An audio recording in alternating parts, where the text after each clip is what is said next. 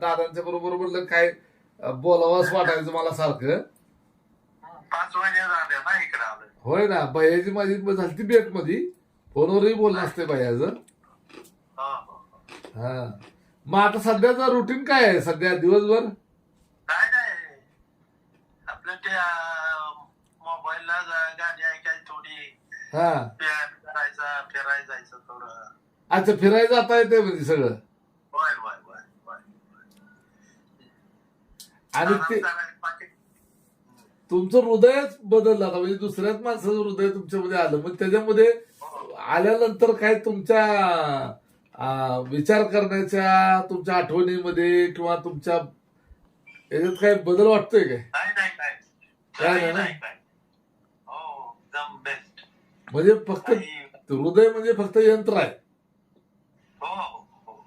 हा, मला काय वाटायचं हृदय बदललं म्हणजे माणसाचं मन बदलतं काय? नाही हृदय म्हणजे पूर्ण हृदय दुसऱ्यांदा काढून बसत.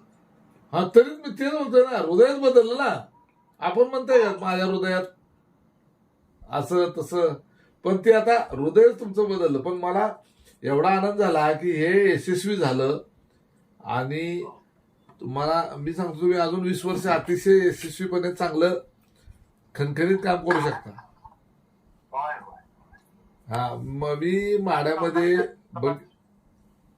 लोकांचे आशीर्वाद, परमेश्वराची कृपा. नाही नाही, तुम्ही काय केले, तुमचं सेवा फार हे आहे, पुण्य इतकं कमवलंय ना की ते सगळ्यात महत्वाचं आहे. म्हणजे 2च माणसं आहेत अशी या पृथ्वीवर की जे शरद पवारांनी पुण्य कमवलं.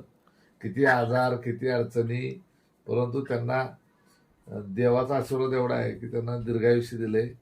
आणि तुम्हाला त्या ठिकाणी इतक्या आरोग्याच्या संदर्भात अडचणी असून आयुष्यात किती लोकांचं कल्याण केले. त्याच्यामुळे तुम्हाला ते सक्सेस झालं, सगळं यशस्वी झालं. हा, चालतंय.